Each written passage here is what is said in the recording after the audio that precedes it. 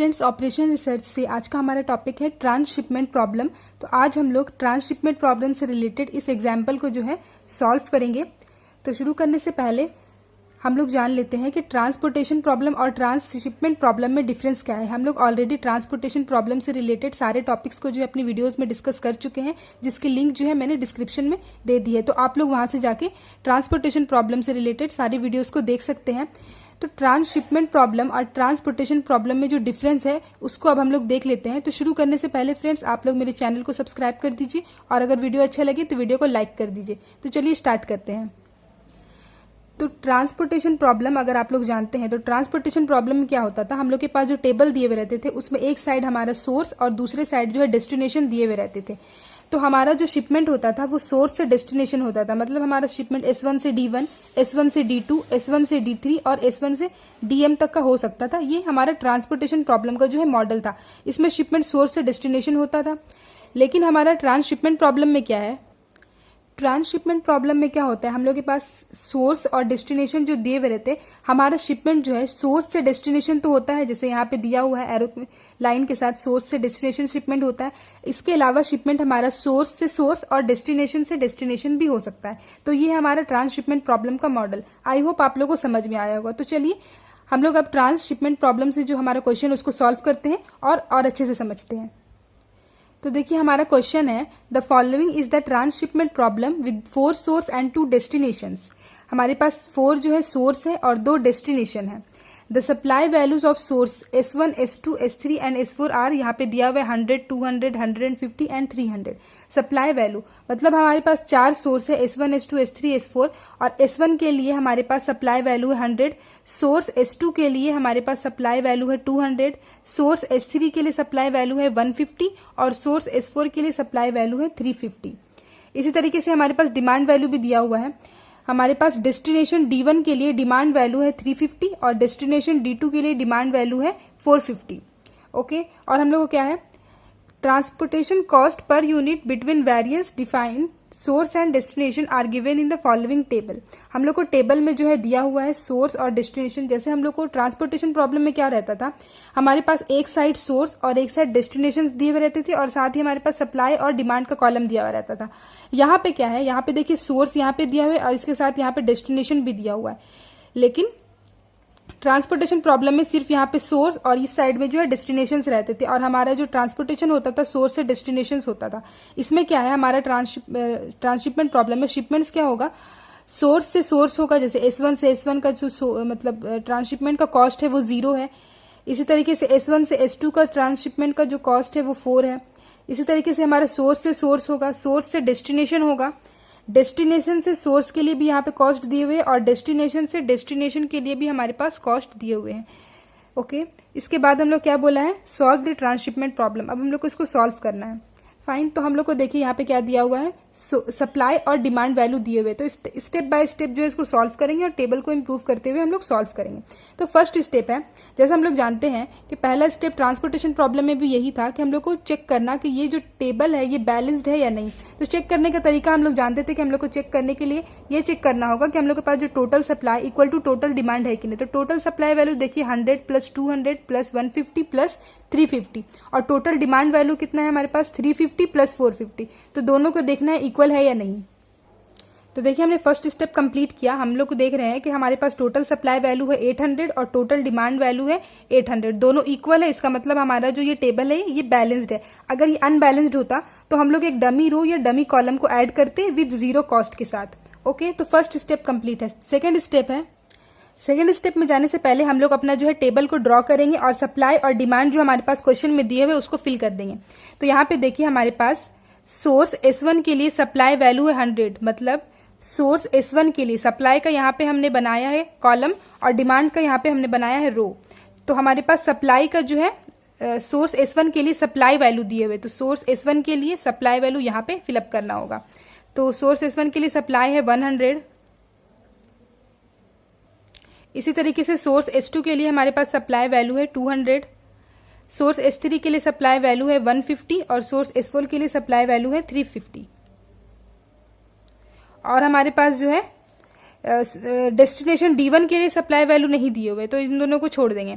इसी तरीके से हमारे पास डेस्टिनेशन D1 और D2 के लिए जो है डिमांड वैल्यू दिए हुए हैं, तो डिमांड का हम लोग के पास ये वाला रो है, और डेस्टिनेशन D1 और D2 के लिए डिमांड वैल्यू दिए हुए 350 और 450, तो यहाँ लिख देंगे 350 और यहाँ 450।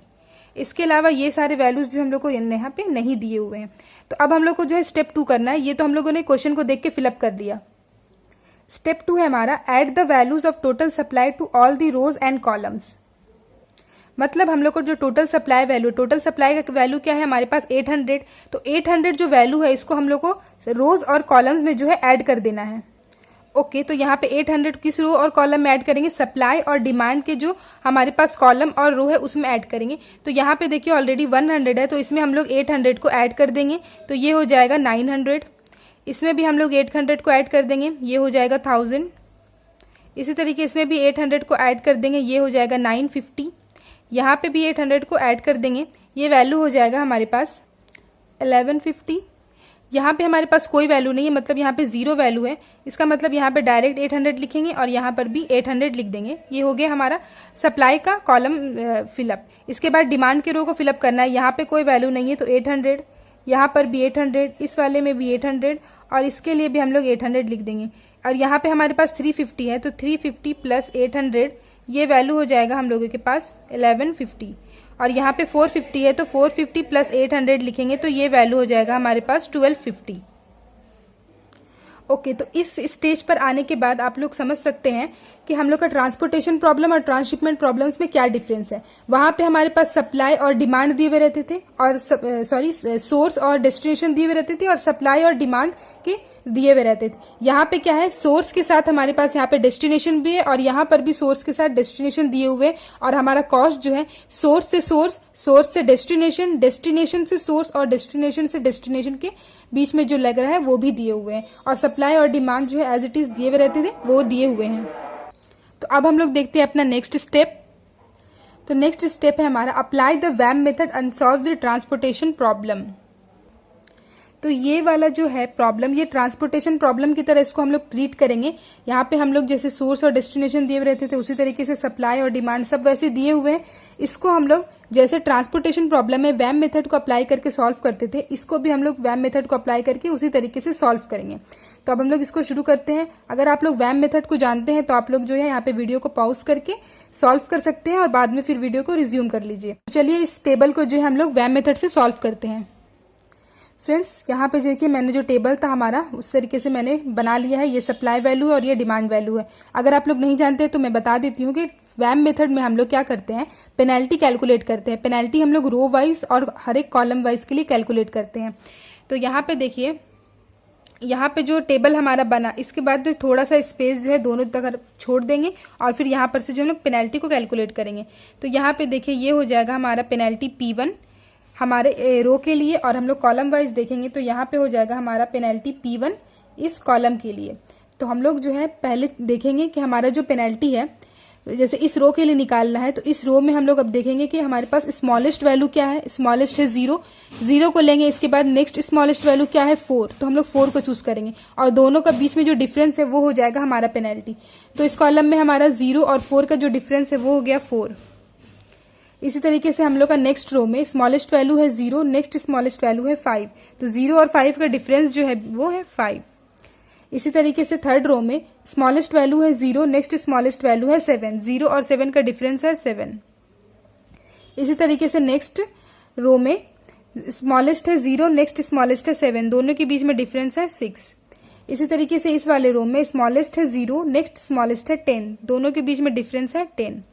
इसी तरीके से यहाँ पे स्मॉलेस्ट है 0, नेक्स्ट स्मॉलेस्ट है 4, तो हम लोग का दोनों के बीच का डिफरेंस जो हो जाएगा वो होगा 4। ये हो गया कॉलम वाइज पेनल्टी P1। यहाँ पे भी हम लोग का P1 ही कैलकुलेट होगा, ये हो गया हमारे पास रो वाइज पेनल्टी, और हम लोग का कॉलम वाइज पेनल्टी P1 को कैलकुलेट करेंगे। तो कॉलम में देखिए यहाँ पे इस कॉलम में स्मॉलेस्ट है 0, नेक्स्ट स्मॉलेस्ट है 10, तो दोनों के बीच में डिफरेंस है 10, यहाँ लिख देंगे 10। इस कॉलम के लिए स्मॉलेस्ट है 0, नेक्स्ट स्मॉलेस्ट है 4, तो यहाँ पे लिख देंगे 4। इस कॉलम के लिए स्मॉलेस्ट है 0, नेक्स्ट स्मॉलेस्ट है 6, तो यहाँ पे लिख देंगे 6। इस कॉलम के लिए स्मॉलेस्ट है 0, नेक्स्ट स्मॉलेस्ट वैल्यू है 5, दोनों के बीच में डिफरेंस है 5। इस कॉलम में स्मॉलेस्ट है 0, नेक्स्ट स्मॉलेस्ट है 4, दोनों के बीच में डिफरेंस है 4। इस कॉलम में स्मॉलेस्ट है 0, नेक्स्ट स्मॉलेस्ट है 6, दोनों के डिफरेंस है 6। तो ये हो गया हमारा पेनल्टी P1 कैलकुलेट। अब जो हमारे पास पेनल्टी वैल्यूज आए हैं उसमें हम लोग को चेक करना है कि मैक्सिमम पेनल्टी कौन सा है। तो देखिए P1 में हमारे पास मैक्सिमम पेनल्टी है 10, जो कि 2 जगह पर है। तो दोनों में से हम लोग जो है किसी भी एक को जो है रैंडमली चूज कर सकते हैं। तो हम लोग जो है इस वाले 10 को चूज कर लेते हैं। तो यहाँ पे हमने ये वाले 10 में जो है एरो कर दिया है ताकि समझ में आए, हमने पेनल्टी P1 में 10 को चूज किया है। ओके, तो इसके साथ जो हमारे पास कॉलम या रो है, तो इस 10 के साथ हमारे पास कॉलम है S1 का कॉलम। S1 के कॉलम में अब हम लोग देखेंगे स्मॉलेस्ट वैल्यू कौन सा है। स्मॉलेस्ट वैल्यू है 0, तो इसका मतलब हम लोग 0 के सेल को पहले सॉल्व करेंगे। तो 0 के सेल के साथ देखिए सप्लाई वैल्यू है 900, डिमांड वैल्यू है 800। तो दोनों को कंपेयर करेंगे, दोनों में से जो मिनिमम है वो हम लोग के सेल के अंदर एलोकेट हो जाएगा। तो 800 स्मॉलेस्ट है, तो 800 को हम लोग जो है सेल के अंदर एलोकेट कर देंगे। जैसे हमने सेल को एलोकेट किया, यहाँ पे क्या हो जाएगा, यहाँ पे देखना 800 और 800 दोनों को माइनस करेंगे, यहाँ पे हो जाएगा 0, और 900 माइनस 800 यहाँ पे हो जाएगा 100। तो जैसे ही हमने यहाँ पे कर दिया सेल को एलोकेट, ये वैल्यू देखिए यहाँ पे जो है डिमांड का वैल्यू 0 हो गया है। तो ये डिमांड का वैल्यू 0 हुआ, इसका मतलब हम लोग का जो S1 का जो कॉलम है इसको हम लोग अब डिलीट कर देंगे। ओके, तो हमने जो है यहाँ पे कॉलम को डिलीट कर दिया। डिलीट करने के बाद नेक्स्ट स्टेप है हमारा फिर से पेनल्टी को कैलकुलेट करना। तो यहाँ पे ये देखिए पेनल्टी P2 कैलकुलेट करेंगे, फिर से हम लोग पेनल्टी निकालेंगे। अब देखिए यहाँ पे जो ये रो बचा है, इसमें ये वाला जो सेल डिलीट हो चुका है, तो अब बचा हुआ जो हमारे पास रो है उसमें हम लोग चेक करेंगे स्मॉलेस्ट और नेक्स्ट स्मॉलेस्ट। तो स्मॉलेस्ट है 4, नेक्स्ट स्मॉलेस्ट है 5, दोनों के बीच का डिफरेंस है 1। यहाँ पे स्मॉलेस्ट है 0, नेक्स्ट स्मॉलेस्ट है 5, दोनों के बीच का डिफरेंस है 5। यहाँ पे स्मॉलेस्ट है 0, नेक्स्ट स्मॉलेस्ट है 7, दोनों के बीच का डिफरेंस है 7। या इसी तरीके से यहाँ पर देखेंगे तो यहाँ पर आएगा 6, यहाँ पर आएगा 10, यहाँ पर आएगा 4। कॉलम वाइज चेक करेंगे तो पेनल्टी P2 निकाल रहे हैं हम लोग। यहाँ पे ये वाला कॉलम जो हम लोग का डिलीट हो चुका है, तो इसके लिए कोई पेनल्टी कैलकुलेट नहीं करेंगे। अब इस वाले कॉलम में देखेंगे तो हमारे पास वैल्यू आएंगे 4, 6, 5, 4 और 6, ये हमारे पास पेनल्टी आ जाएंगे। अब चेक करना है इसमें से हमारा मैक्सिमम पेनल्टी। तो मैक्सिमम पेनल्टी है 10, 10 के साथ हम लोग यहाँ पे एरो बना देंगे, और यहाँ पे जो 10 आया है इसके साथ हमारा कौन सा रो है, D1 का रो आया है। तो D1 के रो को हम लोग चेक करेंगे, इसमें कौन सा वैल्यू जो स्मॉलेस्ट है। तो D1 के रो में हम लोग का जो 0 है वो स्मॉलेस्ट वैल्यू है, इसका मतलब इस वाले सेल को सॉल्व करेंगे। इस सेल के साथ हमारे पास सप्लाई वैल्यू है 800, डिमांड वैल्यू है 1150, दोनों में से मिनिमम है 800, तो 800 जो है हमारे सेल के अंदर एलोकेट हो जाएगा। इसी के साथ 800 माइनस 800 हो जाएगा 0, और 1150 माइनस 800 हो जाएगा 350। जैसे ही यहाँ पे 0 हुआ, इसके साथ हमारा D1 का जो रो है उसको हम लोग अब कैंसिल कर देंगे। तो हमने जो है इस वाले रो को डिलीट कर दिया। इसके बाद नेक्स्ट स्टेप है हम लोग का फिर से पेनल्टी कैलकुलेट करना। तो अब जो हमारे पास बचा हुआ रो और कॉलम है उसमें उसके वाइज हम लोग पेनल्टी देखेंगे। तो इस वाले में देखिए स्मॉलेस्ट है 4, नेक्स्ट स्मॉलेस्ट है 5, डिफरेंस हो जाएगा 1। यहाँ पे आएगा हमारे पास पेनल्टी 5। इस वाले के लिए हमारे पास आएगा पेनल्टी 7।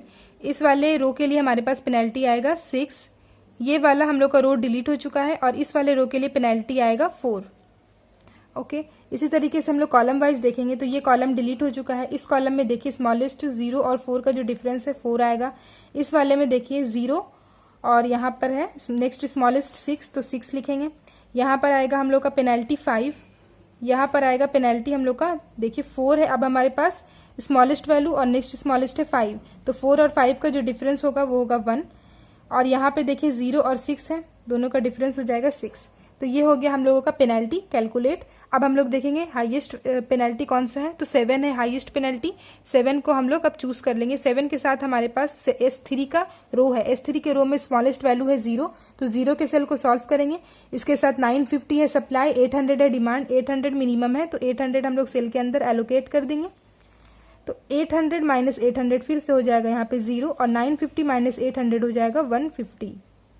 ओके, तो जैसे ही ये वाला 0 हुआ, इसके साथ जो हमारा S3 का कॉलम है इसको हम लोग डिलीट कर देंगे। तो हमने S3 के जो कॉलम को है डिलीट कर दिया। डिलीट करने के बाद नेक्स्ट स्टेप है पेनल्टी P4 को कैलकुलेट करना। तो P4 के जो पेनल्टी है ये हम लोग आएगा 1, फिर आएगा यहाँ पर 5, फिर हम लोग आएगा यहाँ पे स्मॉलेस्ट है 7, नेक्स्ट स्मॉलेस्ट है 8, तो यहाँ पर आएगा 1। इस वाले में हमारे पास आएगा 6, ये वाला हम लोग का डिलीट हो चुका है और इसमें आएगा हम लोग का पेनल्टी 4। इसी तरीके से हम लोग कॉलम वाइज देखें तो हम लोग के पास पेनल्टी P4 है, यहाँ पे हम लोग का डिलीट हो चुका है। ये वाला में हम लोग का आएगा 4, यहाँ पे ये वाला हम लोग का जो है डिलीट हो चुका है। इसके बाद यहाँ पर आएगा हम लोगों का 5, इसके लिए है 1 पेनल्टी और इसके लिए आएगा 6। ओके, तो अब देखिए यहाँ पर इन सब वैल्यू में से हम लोग का मैक्सिमम वैल्यू है 6, जो कि 2 जगह पर है, तो दोनों में से किसी एक को रैंडमली चूज कर सकते हैं। तो इसको चूज कर लेते हैं। जैसे ही हमने इसको चूज किया, इसके साथ जो हमारा S4 का जो रो है इसको हम लोग सॉल्व करेंगे। तो हमारे पास S4 के रो में बचे हुए वैल्यू है 25, 0, 30 और 6। इन सब में से लीस्ट वैल्यू है 0, तो 0 के सेल को सॉल्व करेंगे। तो 0 के सेल के साथ हमारे पास सप्लाई वैल्यू है 1150 और डिमांड वैल्यू है 800। दोनों में से मिनिमम वैल्यू है 800, तो 800 हमारे सेल के अंदर चला जाएगा। ये यहाँ पे हो जाएगा 0 और यहाँ पे हो जाएगा 350। तो जैसे ही ये 0 हुआ, इसके साथ हमारा S4 का जो कॉलम है इसको हम लोग अब डिलीट कर देंगे। ओके, जैसे हमने S4 को डिलीट किया, नेक्स्ट स्टेप है फिर से हम लोग को पेनल्टी कैलकुलेट करना। तो अब देखिए हमारे पास इस वाले रो में स्मॉलेस्ट वैल्यू है 4, नेक्स्ट स्मॉलेस्ट है 12, दोनों का डिफरेंस है 8। यहाँ पे स्मॉलेस्ट है 0, नेक्स्ट स्मॉलेस्ट है 5, दोनों का डिफरेंस है 5। यहाँ पर स्मॉलेस्ट है 7, नेक्स्ट स्मॉलेस्ट वैल्यू है 20, तो दोनों का डिफरेंस हो जाएगा हम लोग के पास 13। यहाँ लिख देंगे 13। यहाँ पे स्मॉलेस्ट वैल्यू है 6, नेक्स्ट स्मॉलेस्ट है 25, दोनों का डिफरेंस हो जाएगा 21। इस वाला जो रो है डिलीट हो चुका है। ये वाला, इसमें देखिए दोनों का डिफरेंस है 4, तो 4 हो जाएगा पेनल्टी। इसी तरीके से कॉलम वाइज ये कॉलम डिलीट हो चुका है। इस कॉलम में हमारा पेनल्टी आएगा 4। ये कॉलम हम लोग का डिलीट हो चुका है। अब हम लोग का ये भी कॉलम डिलीट हो चुका है। इस कॉलम में देखिए पेनल्टी आएगा 1। इस कॉलम में हम लोग को देखिए पेनल्टी आएगा 6। ओके, तो अब देखिए यहाँ पे P5 में हम लोग के पास मैक्सिमम पेनल्टी जो आया है 21 और वो हमारे पास S4 के लिए आया है। ओके, यहाँ पे देखिए हमारे पास 25 और 6 का डिफरेंस था, तो यहाँ पे 19 होना चाहिए। ओके, सो यहाँ पे हो जाएगा 19। तो अभी भी देखें तो हमारे पास मैक्सिमम 19 ही है पेनल्टी, तो यहाँ पे इसको हम लोग चूज कर लेंगे। इसके साथ जो हमारा S4 का रो है इसमें हम लोग अब चेक करेंगे मिनिमम वैल्यू। तो मिनिमम वैल्यू है यहाँ पे 6 के सेल को सॉल्व करेंगे। 6 के सेल के साथ हमारे पास 350 और 1250 है, दोनों में से मिनिमम है 350, तो 350 अंदर लिख देंगे। 350 माइनस 350 हो जाएगा 0 और 1250 माइनस 350 हो जाएगा 900। ओके, जैसे ही हमारा यहाँ पे वैल्यू जो है 0 हुआ, इसके साथ जो हमारा S4 का जो रो है इसको हम लोग डिलीट कर देंगे। तो हमने जैसे S4 के रो को डिलीट किया, हमारा नेक्स्ट स्टेप है पेनल्टी P6 को कैलकुलेट करना। तो यहाँ पे देखिए P6 में आ जाएगा हमारे पास कैलकुलेशन के बाद 8, 5, यहाँ पर आएगा 13, ये वाला जो हम लोग का डिलीट हो चुका है ये भी डिलीट हो चुका है, यहाँ पर आएगा 4। इसी तरीके से हम लोग यहाँ पर जो है P6 कैलकुलेट करेंगे। तो यहाँ पर ये डिलीट हो चुका है, यहाँ पर आएगा 4, ये दोनों डिलीट हो चुका है। इसके बाद यहाँ पर आएगा 1 और यहाँ पे देखेंगे तो 0 और 7 का जो डिफरेंस आ जाएगा 7। तो अब हम लोग देखिए यहाँ पर पेनल्टी P6 में हमारे पास जो है मैक्सिमम पेनल्टी आया है 13। तो 13 को जो है हम लोग चूज कर लेंगे। 13 के साथ हमारा जो S3 का रो है इसको सॉल्व करेंगे। इसमें हमारे पास मिनिमम वैल्यू है 7 को चूज करके हम लोग देखेंगे। इसके साथ सप्लाई वैल्यू है 150 और डिमांड वैल्यू है 900, दोनों में से मिनिमम है 150, तो 150 हमारा सेल के अंदर एलोकेट हो जाएगा। ये हो जाएगा 150 माइनस 150 0 और 950 माइनस 150 हो जाएगा 750। तो जैसे ही ये 0 हुआ, इसके साथ जो हमारा S3 का रो है इसको हम लोग डिलीट कर देंगे। ओके, तो जैसे ही हमने S3 को डिलीट किया, नेक्स्ट स्टेप है फिर से हम लोग को पेनल्टी कैलकुलेट करना। तो P7 हम लोग कैलकुलेट करेंगे। तो हम लोग के पास P7 में जो वैल्यूज आएंगे वो हो जाएगा 8, यहाँ पे 5, ये डिलीट हो गया, ये भी डिलीट हो गया, ये भी डिलीट हो गया और यहाँ पे वैल्यू आएगा 4। इसी तरीके से कॉलम वाइज देखेंगे तो यहाँ पे जो है P7 का वैल्यू आएगा, ये डिलीट हो चुका है, यहाँ पे आएगा 4, ये दोनों डिलीट हो चुका है, यहाँ आएगा 1 और यहाँ पर आएगा 12। ओके, तो अब देखिए इन सारे P7 के वैल्यूज में हमारे पास मैक्सिमम वैल्यू है 12, तो 12 को हम लोग जो है चूज कर लेंगे। 12 को जैसे हम लोग चूज करेंगे, इसके साथ जो हमारा D2 का जो हमारा कॉलम है इसको हम लोग अब सॉल्व करेंगे। इसमें मिनिमम वैल्यू है 0, तो 0 के सेल में देखिए 800 है और डिमांड वैल्यू है 750 हम लोग का एलोकेट हो जाएगा और ये हो जाएगा 0 और ये हो जाएगा ओनली 50। ये 0 हुआ तो D2 को हम लोग कैंसिल कर देंगे। ओके, तो D2 को डिलीट करने के बाद फिर से हम लोग पेनल्टी कैलकुलेट करेंगे P8। तो देखिए यहाँ पे वैल्यू आएगा 21, 4 और 25 है, यहाँ पे वैल्यू आ जाएगा 0 और 5 का डिफरेंस 5, ये सब डिलीट हो चुका है हमारा रो। और यहाँ पर वैल्यू आएगा हम लोगों के पास P8 में 4 है और 25 है, तो यहाँ पर वैल्यू आएगा 21। इसी तरीके से कॉलम वाइज देखेंगे तो ये हम लोग का डिलीट हो चुका है। इस कॉलम में हम लोग देखेंगे तो यहाँ पे आएगा 4, ये दोनों डिलीट हो चुका है। यहाँ पे वैल्यू आएगा 1 और ये वाला हम लोग का कॉलम डिलीट हो चुका है। तो इन सारे वैल्यूज में से 21 जो है मैक्सिमम वैल्यू है, तो दो जगह पर है, किसी एक को चूज कर लेंगे। तो इसको चूज कर लेते हैं। इसके साथ जो हमारा S1 का जो अब रो है इसको सॉल्व करेंगे तो यहाँ पे 4 जो है मिनिमम है इसमें, तो 4 के साथ हमारे पास सप्लाई वैल्यू है 100, डिमांड वैल्यू है 800, तो 100 मिनिमम है, 100 को चूज कर लेंगे। यहाँ पे हो जाएगा ये 0 और यहाँ पे हो जाएगा 800 माइनस 100 700, ये 0 हुआ। इसके मतलब यहाँ पे S1 का जो हम लोग का रो है इसको अब हम लोग डिलीट कर देंगे। ओके, तो S1 डिलीट हो गया। इसके बाद अब हम लोग P9 कैलकुलेट करेंगे। तो P9 में देखिए हम लोग का ये वाला डिलीट हो चुका है। यहाँ पे वैल्यू आएगा हमारे पास पेनल्टी 5, ये सब डिलीट हो चुका है हमारे पास रो, और ये वाला वैल्यू आएगा हमारे पास 21। इसी तरीके से कॉलम वाइज हम लोग P9 निकालेंगे। तो ये वाला जो हम लोग का डिलीट हो चुका है, ये वाला वैल्यू हमारे पास जो है 0 और 25 है, तो दोनों का डिफरेंस यहाँ पर अब आएगा 21। ये सारा जो हम लोग का अब डिलीट हो चुका है। यहाँ पर आएगा हमारे पास देखिए 5 और 4 ही है, तो यहाँ पे दोनों का डिफरेंस 1 आएगा, और ये वाला हम लोग का कॉलम डिलीट हो चुका है। तो इन सारे वैल्यूज में से अब हम लोग के पास जो है सॉरी, यहाँ पे देखिए ये 0 था और ये 25 था, तो 0 और 25 का जो डिफरेंस होगा वो 25 होगा। ओके, तो अब हमारे पास मैक्सिमम जो पेनल्टी है 25 यहाँ पर, तो इसको हम लोग जो है चूज कर लेंगे।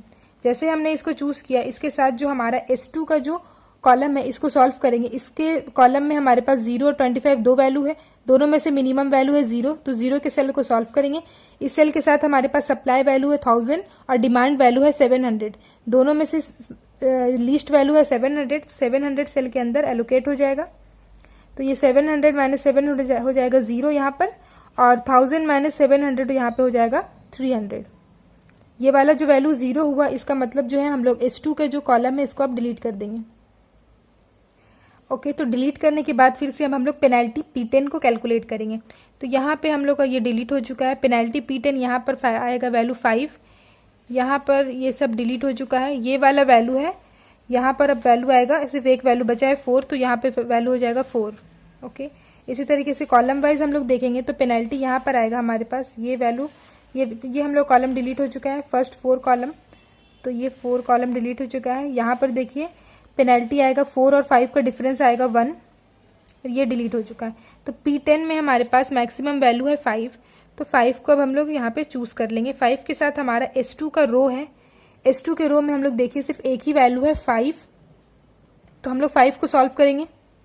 5 के साथ हमारे पास सप्लाई वैल्यू है 300 और डिमांड वैल्यू है 350, दोनों में से मिनिमम है 300, 300 हमारा अंदर चला जाएगा और ये 300 हो जाएगा 0, और यहाँ पे 350 है, तो 350 माइनस 300 हो जाएगा 50। ये वाला वैल्यू 0 हुआ, इसका मतलब हमारा S2 का जो रो है इसको हम लोग डिलीट कर देंगे। ओके, तो डिलीट करने के बाद नेक्स्ट स्टेप है पेनल्टी P11 को कैलकुलेट करना। तो यहाँ पे देखिए हमारे पास ये सारे जो है रो डिलीट हो चुके हैं, और यहाँ पर इस वाले रो में D2 के रो में एक वैल्यू बचा है 4, तो यहाँ पर हो जाएगा 4। और इसी तरीके से P11 में कॉलम वाइज देखेंगे तो यहाँ पर भी सारा जो है कॉलम डिलीट हो चुका है, और यहाँ पर एक कॉलम जो है यहाँ पे वैल्यू बचा है 4, तो यहाँ पे लिख देंगे 4 और ये डिलीट हो चुका है। अब बचा है सिर्फ वैल्यू 4, दोनों जगह पे 4 4 है, किसी भी एक को चूज कर लेंगे क्योंकि हमारे पास जो सेल है एक ही सेल बचा है। पेनल्टी नहीं भी कैलकुलेट करते तो भी हम लोग को इसी सेल को सॉल्व करना रहता। तो इस सेल के साथ देखिए डिमांड और सप्लाई वैल्यू सेम रहेगा क्योंकि हमारा जो है ये लास्ट सेल है और हमारा टेबल जो है वो बैलेंस्ड है। तो यहाँ पे जो ये हो जाएगा 0, 50 यहाँ पे हो जाएगा भी 0, ये 50 है जो है अंदर एलोकेट हो जाएगा, और इसी के साथ ये वाला जो सेल है ये भी हम लोग का डिलीट हो जाएगा। तो अब देखिए हमने अपने पूरे टेबल को जो है सॉल्व कर लिया है और हमारा सारा सेल सॉल्व हो चुका है और सारे सप्लाई वैल्यू और डिमांड वैल्यू भी हम लोग के 0 हो चुके हैं। अब हम लोग देखेंगे हमारे पास इस टेबल में है कौन कौन से सेल पे जो एलोकेशंस हुए हैं। तो हम लोग अपना एक फ्रेश से टेबल बनाते हैं और जहां जहां पे एलोकेशन हुए उसको लिखते हैं। ओके, तो यहाँ पे ये जो हमारा टेबल है ये एलोकेटेड टेबल हमने ड्रॉ कर लिया है, जहां जहां पे एलोकेशन है मैंने उसको वहां पे लिख दिया है। इसके बाद हम लोग नेक्स्ट स्टेप देखते हैं। देखिए नेक्स्ट और लास्ट स्टेप है हमारा ड्रॉ द शिपिंग पैटर्न। तो अब हम लोग को शिपिंग पैटर्न को ड्रॉ करना है।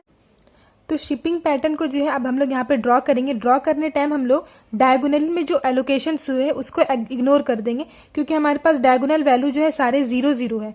तो 0 इंटू एनीथिंग करेंगे तो 0 ही आएगा, इसीलिए हम लोग डायगोनल वैल्यू को इग्नोर कर देंगे। बाकी जो एलोकेशंस हम लोग को हुए उसको लेकर के हम लोग को शिपिंग पैटर्न को ड्रॉ करना है। तो हमारे पास जो एलोकेशंस है मेन डायगोनल सेल में हमने इसको इग्नोर कर दिया और हम लोग अब शिपिंग पैटर्न को ड्रॉ करेंगे। तो हमारे पास सोर्स कितने हैं, हमारे पास 4 सोर्स है और 2 डेस्टिनेशन है। तो हम लोग सोर्स और डेस्टिनेशन को जो है पहले यहाँ पे लिखेंगे। यहाँ पे होगा हमारे पास सोर्स S1, S2, S3 और S4। इसी तरीके से यहाँ पे हम लोग लिखते थे डेस्टिनेशन D1 और डेस्टिनेशन D2। फाइन। तो अब हम लोग एलोकेशंस को देखेंगे और यहाँ पे ड्रॉ करेंगे। तो देखिए हमारे पास जो एलोकेशंस है इसको इन सारे को इग्नोर कर दीजिए। बाकी सब में देखिए वैल्यू है हमारे पास। S1 से S2 का हमारे पास जो है कॉस्ट है 100। तो यहाँ पे S1 से S2 इसके लिए कॉस्ट आया 100, तो यहाँ पे ये हो जाएगा 100। इसके बाद हम लोग यहाँ पे देखिए, यहाँ पे S1 में कुछ नहीं है। S2 में हमारे पास S2 से D1 में हमारे पास कॉस्ट है 300। तो S2 से D1 का हमारे पास कॉस्ट है 300। ओके। इसके बाद हमारे पास S2 में और कुछ नहीं है। S3 में हमारे पास, इसको तो इग्नोर करना है, S3 से D2 में हम लोग के पास कॉस्ट है 150। तो S3 से D2 का कॉस्ट 150। ओके, S3 हो गया। इसके बाद S4 से हमारे पास, इसको छोड़ देना है, इसमें देखिए D2, S4 से D2 इसमें हमारे पास है 350। तो S4 से D2 इसमें हमारे पास है 350। ये हो गया, S4 हो गया। इसके बाद D1 में हमारे पास कुछ नहीं है, सिर्फ डायगोनल वाला था जिसको हम लोग इग्नोर कर रहे हैं। D2 में देखिए, D2 में हमारे पास यहाँ पे एलोकेशंस आए हैं D2 से D1 में एलोकेशंस आए हैं 50। तो D2 से D1 में हम लोग को यहाँ पे ड्रॉ कर देना है 50। तो ये बन गया हमारा ऑप्टिमल शिपिंग पैटर्न, क्योंकि हमारा सॉल्यूशन जो है ऑप्टिमल था। हमने वैम मेथड अप्लाई करके इसको सॉल्व किया था। आप लोग चाहे तो नॉर्थ वेस्ट कॉर्नर मेथड और लीस्ट कॉस्ट मेथड भी अप्लाई कर सकते हैं, लेकिन उसके बाद आप लोग मॉडी मेथड को जरूर से अप्लाई कीजिएगा ऑप्टिमल सॉल्यूशन निकालने के लिए। इसके वैम मेथड के बाद भी हम लोग मॉडी मेथड का यूज कर सकते हैं, लेकिन वैम मेथड को हम लोग बोलते हैं कि उसको ज्यादा प्रेफर इसलिए किया जाता है क्योंकि उससे जो सॉल्यूशन आता है वो ऑप्टिमल होता है या तो ऑप्टिमल की बहुत ही क्लोज होता है। तो वैम मेथड को अप्लाई करके ही हम लोग जो है शिपिंग पैटर्न को ड्रॉ कर दिए। तो ये रहा हम लोगों का शिपिंग पैटर्न। तो फ्रेंड्स, आई होप आप लोगों को ये जो है ट्रांसशिपमेंट प्रॉब्लम से जो एग्जाम्पल है ये समझ में आया होगा। तो अगर अभी तक आप लोगों ने मेरे चैनल को सब्सक्राइब नहीं किया तो मेरे चैनल को सब्सक्राइब कर दीजिए, और वीडियो अच्छा लगा हो तो वीडियो को लाइक कर दीजिए। Thank you so much guys.